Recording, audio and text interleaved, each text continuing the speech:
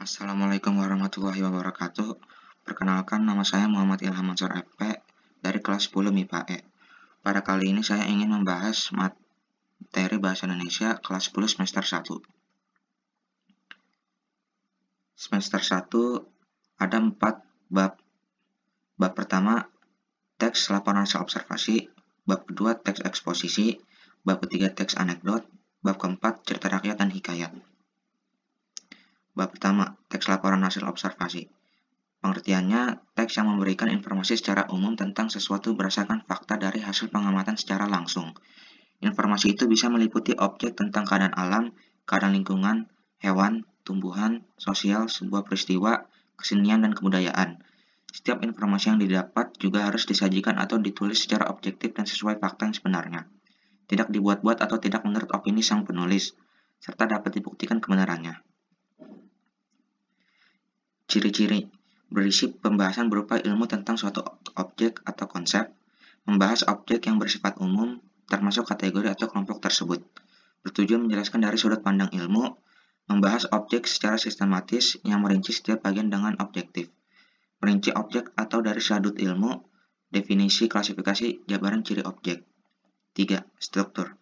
Strukturnya ada pernyataan umum, yaitu terdapat pembukaan, berisi pembuka atau informasi secara umum hal yang akan disampaikan. Bagian ini berisi hal umum tentang objek yang akan dikaji, menjelaskan secara garis besar tentang objek tersebut.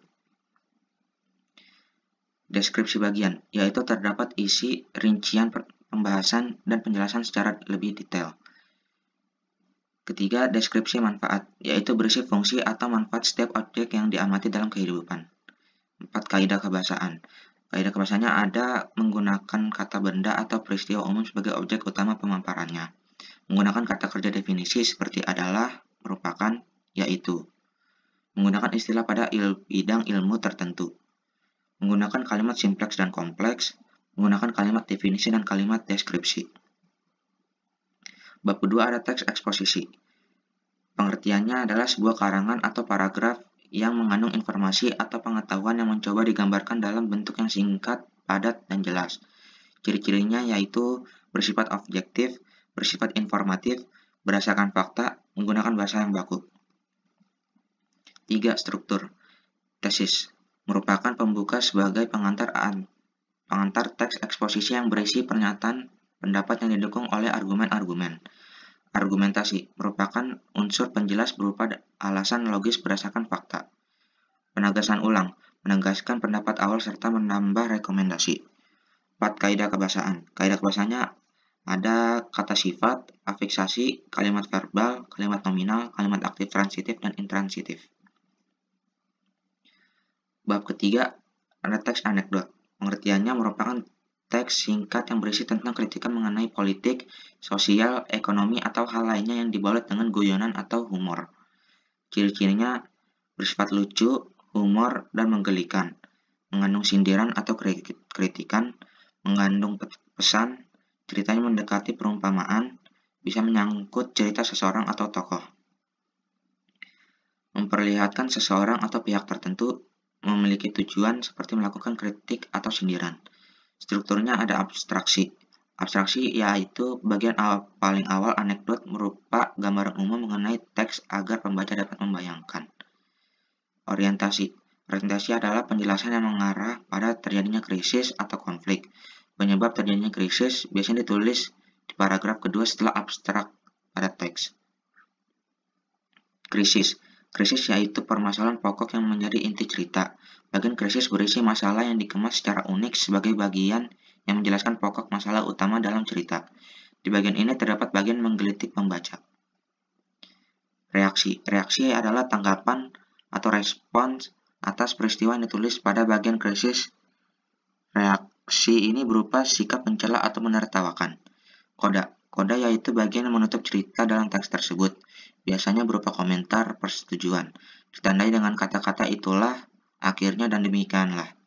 Kaidah kebahasaannya menggunakan kata kerja lampau, menggunakan frasa dan kata penghubung antar kata dan antar kalimat, menggunakan kata sifat, kata benda, dan kata majemuk, menggunakan bahasa informal atau bahasa sehari-hari, menggunakan jenis pernyataan retorik, kalimat dialog, bersifat naratif.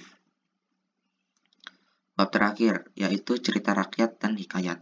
Pengertian dari cerita rakyat adalah cerita yang berkembang secara turun-temurun yang disampaikan secara lisan dan hidup di kalangan masyarakat.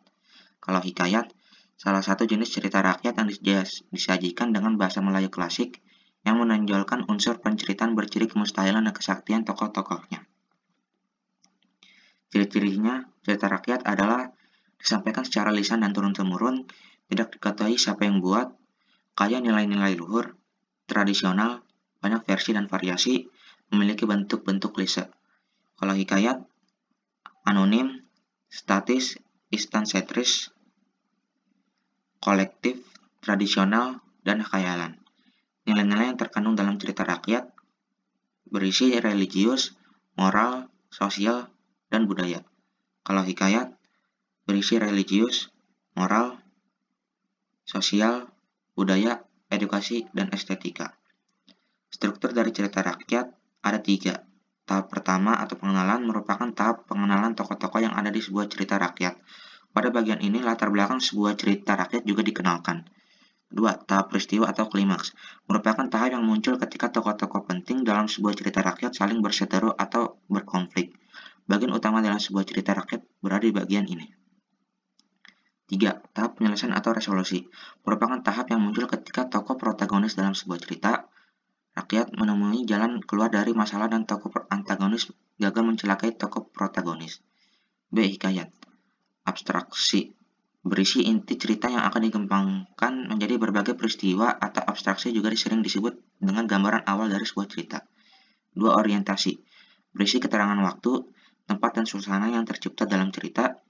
Suasana dalam sebuah cerita hikayat biasanya disusun dengan sangat dramatis, sehingga pembaca ikut merasa berada di suasana yang sama dan biasanya tidak akan berubah, meskipun cerita diceritakan dengan turun-temurun. 3. Komplikasi. Berisi urutan berbagai kejadian dihubungkan sesuai dengan sebab dan akibat. Pada bagian ini, berbagai konflik mulai dimunculkan dan konflik berlangsung secara terus-menerus. Pada bagian ini juga biasanya didapatkan karakter dari seorang tokoh dan berbagai keistimewaannya. Keempat, evaluasi. Pada tahap ini, berbagai konflik mulai mendapatkan berbagai penyelesaian dan penyelesaian dilakukan dengan peran tokoh yang sangat sentral. Bagian ini sangatlah penting, karena sering mengandung berbagai poin yang bermanfaat untuk kehidupan manusia secara umum. Kelima, resolusi.